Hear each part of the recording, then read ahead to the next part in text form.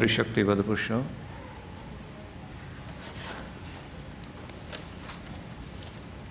भगवान मर्यादा पुरुषोत्तम श्री राम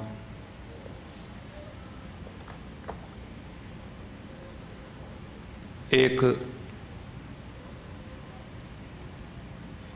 ऐसा स्वरूप है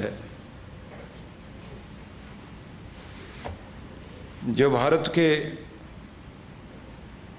प्रत्येक वासी के हृदय में रमा हुआ है। लोग एक दूसरे को प्रणाम करते हैं तो भी राम राम कहते हैं, और एक बार नहीं 2 बार राम राम कहते हैं। 2 बार राम राम कहने का मतलब होता है कि तेरे अंदर बैठा हुआ राम और मेरे अंदर बैठा हुआ राम एक ही है, राम राम जी। तो वो भी कहता राम राम जी। तुम्हारे अंदर का मेरे अंदर का राम एक ही है, मतलब हम दोनों एक ही परमेश्वर की संतान हैं, इसलिए एक ही हैं। अपने अंदर बैठे प्रभु को प्रणाम कर रहे हैं। ये भारत की परंपरा है, जहां जीवन शुरू होने से लेकर और जीवन के समापन तक राम जुड़ा हुआ है। जहां घर में खुशहाली हो तो लोग कहते हैं घर नहीं है, रामायण है।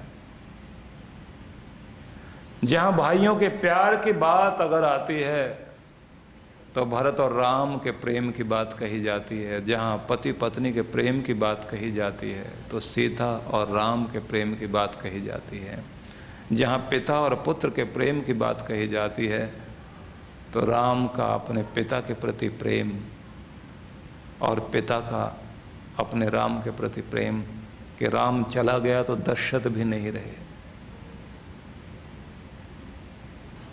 धर्म के प्रति प्रेम कैसा होना चाहिए, तो यह भी उदाहरण सिर्फ राम जी से मिलता है। और वचन देकर फिर उसे निभा लेने की बात अगर कहीं ये संदेश मिलता है तो राम जी से मिलता है। और दुश्मन के साथ भी आदर और मर्यादा कैसे रखी जा सकती है, ये उदाहरण भी देखना हो तो राम जी से उदाहरण देखने को मिलता है। उन्हीं राम जी के प्रति हनुमान जी ने सीता जी से पूछा कि राम जी के संबंध में बताओ, वो क्या हैं, कैसे हैं। तो राम जी को बहुत मानते हैं हम लोग, और जिस मंदिर में हम लोग बैठे हैं ये राम जी का ही मंदिर है। तो इसलिए इच्छा हुई कि हम चर्चा, वैसे तो सब हैं यहाँ, सभी रूप हैं यहाँ, भगवान का सारा ही स्वरूप है। भगवान शिव भी, गणपति भी, दुर्गा माता भी, कार्तिकेय भी, नवग्रह का पूरा दरबार यहाँ सजा हुआ, बहुत सुंदर स्थान है। लेकिन मैं आपको ये निवेदन करना चाहूंगा कि राम नाम जपना एक अलग चीज है, उसी के साथ एक और चीज भी है कि उस रूप को देखकर कुछ शिक्षाएं जीवन में धारण करना। राम जी क्या हैं, कैसे हैं, सीता जी हनुमान जी को बताती हैं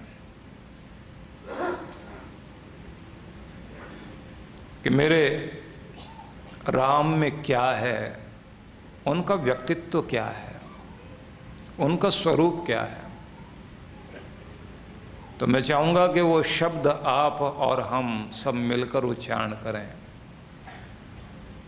तो सीता जी कह रही हैं तो आप भी मेरे साथ बोलिए, उत्साह, पौरुषम, सत्वम, आनृ, संशम, कृतज्ञता, विक्रमश्च, प्रभावश्च, संति, वानर, राघवे। सीता जी कहते हैं कि मेरे राम कैसे हैं, हनुमान, वो उत्साह हैं, उत्साह। जैसे कोई झरना बहता है ना, कोई फाउंटेन, जैसे किसी पहाड़ के चट्टान को चीरकर कोई पानी ऊपर से नीचे गिरे और लगातार बहता जाए, चाहे कितने भी बीच में रुकावट आए, सबको पार कर कर बहता जाए। उफनता हुआ झरना जैसे होता है, दिन में देखो रात में देखो लगातार वैसा ही उत्साह, ऐसा उत्साह मेरे राम का रूप है। हमेशा ताजे हैं, कभी थके हुए नहीं देखोगे उनको। कर्तव्य के लिए चाहे जिम्मेदारियां कितनी भी मिल जाएं, थकते हुए नहीं लगते। ये राम जी का रूप है।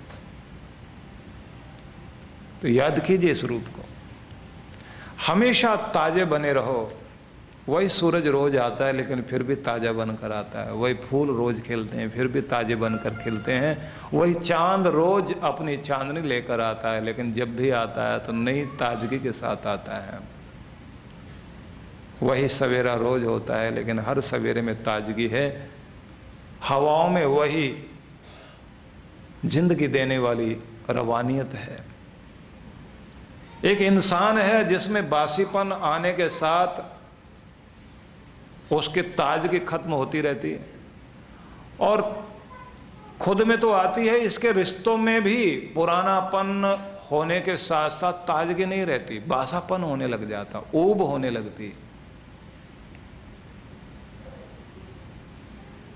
सीता जी कहते हैं कि मेरे राम तो वो रूप हैं जिनमें हमेशा ही ताजगी है और हमेशा उत्साह है।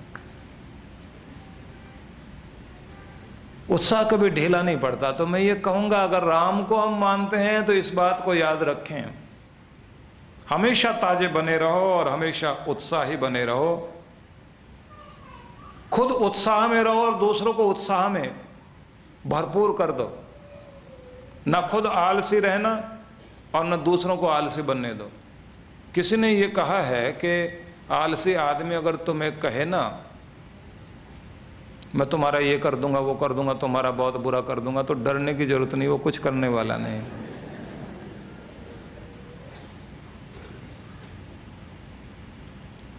नशे में पड़ा हुआ आलसी आदमी जो जिंदगी को खराब कर रहा है, कोई शराबी पड़ा हुआ है नीचे जमीन में, गांव वालों खैर नहीं तुम्हारी, उजाड़ के छोड़ूंगा, मिटा दूंगा, तबाह कर दूंगा, बर्बाद कर दूंगा। तो किसी ने कहा खड़े होकर बोलो क्या करोगे, तो अब उससे उठा नहीं जाए, बोला जो कुछ करूंगा पड़े पड़े कर दूंगा, यहीं पर यहीं कर दूंगा सब।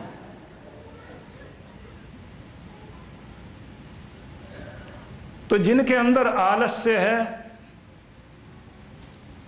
और केवल कल्पनाएं कल्पनाएं हैं, वो कुछ नहीं कर सकते।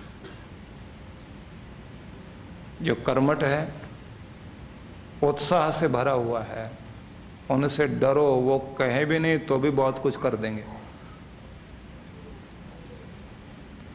और भाग्य कैसा भी दुर्भाग्य बनकर बैठा हो, लेकिन जो हाथ पांव मारता रहेगा, कुछ न कुछ कर्म करता रहेगा, जरूर बात बना लेगा।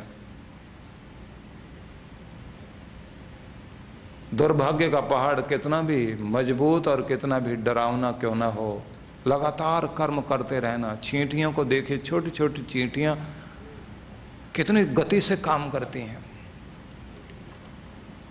अपनी शरीर की जो उनकी क्षमता है उससे 6 गुना ज्यादा वेट उठाकर, वजन उठाकर दौड़ती हैं।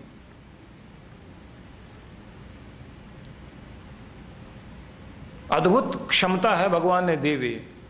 अभी पिछले दिनों में एक रिपोर्ट पढ़ रहा था जिसमें लिखा हुआ था कि पक्षियों पर, परिंदों पर, कीट पर रिसर्च करने वाले लोग, अलग अलग ढंग से साइंटिस्ट लोग अपनी रिसर्च कर रहे हैं